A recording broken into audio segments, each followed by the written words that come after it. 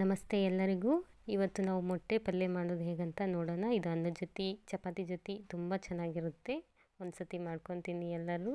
ಈಗ ಹೇಗೆ ಮಾಡೋದು ಅಂತ ನೋಡೋಣ. ಮೊದಲಿಗೆ 4 ಮೊಟ್ಟೆಯನ್ನು ಬೇಯಿಸಿಟ್ಕೊಂಡು ಸುಲಿದಿಟ್ಕೊಂಡು ಹಾಗೆ ಸಣ್ಣದಾಗಿ ಹೆಚ್ಚಿಟ್ಕೊಳ್ಳೋಣ. ಅವನ್ನೆಲ್ಲ ಈರುಳ್ಳಿ ಹೆಚ್ಚಿಟ್ಕೊತೀವಲ್ಲ ಆ ರೀತಿ ಹೆಚ್ಚಿಟ್ಕೊಳ್ಳಿ.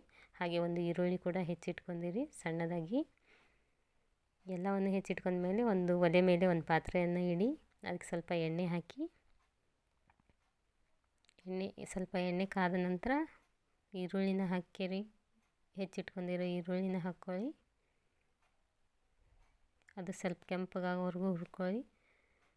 ಅದು ಮೊಟ್ಟೆ ಪಲ್ಯದಲ್ಲಿ ಸಿಗ್ತಾ ಇರುತ್ತಲ್ಲ, ನಡಬರ್ಕೆ ತುಂಬ ಚೆನ್ನಾಗಾಗುತ್ತೆ. ಹಾಗೆ ಮೊಟ್ಟೆ ಹಾಕ್ಕೊಳ್ಳಿ ಹೆಚ್ಚಿಟ್ಕೊಂಡಿರೋದು. ಸ್ವಲ್ಪ ಕೊತ್ತಂಬರಿ ಸೊಪ್ಪನ್ನು ಹಾಕ್ಕೊಳ್ಳಿ. ಸ್ವಲ್ಪ ಉಪ್ಪನ್ನು ಹಾಕ್ಕೊಳ್ಳಿ.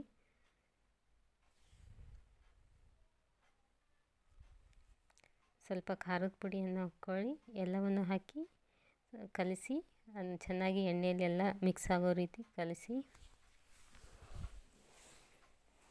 ಕಲಿತ ನಂತರ ಸಣ್ಣ ಉರಿಯಲ್ಲಿ ಬೆನೆಸಿ ಸ್ವಲ್ಪ ಹೊತ್ತು. ಹಾಗೆ ಸ್ವಲ್ಪ ಅರಿಶಿನವನ್ನು ಹಾಕಿ ಅದನ್ನು ಕೂಡ ಕಲಿಸಿ ಚೆನ್ನಾಗಿರುತ್ತೆ. ಅದು ಸಣ್ಣ ಉರಿಯಲ್ಲಿ ಬೆನೆಸಿ ಒಂದು 5 ನಿಮಿಷ ಬೆನೆಸಿ. ಹಾಗೆ ನಿಮ್ಮ ಹತ್ರ ಚಿಕನ್ ಮಸಾಲ ಮಟನ್ ಮಸಾಲ ಇದ್ದಲ್ಲಿ ಅದನ್ನು ಹಾಕ್ಕೊಳ್ಳಿ. ತುಂಬ ಚೆನ್ನಾಗಿರುತ್ತೆ. ಎಲ್ಲ ಚಿಕನ್ ಮಟನ್ ಟೇಸ್ಟೇ ಬರುತ್ತೆ ಇದು. ಹಾಗೆ ಇಟ್ಕೊಳ್ಳಿ ಒಂದು ಸ್ವಲ್ಪ ಹೊತ್ತು.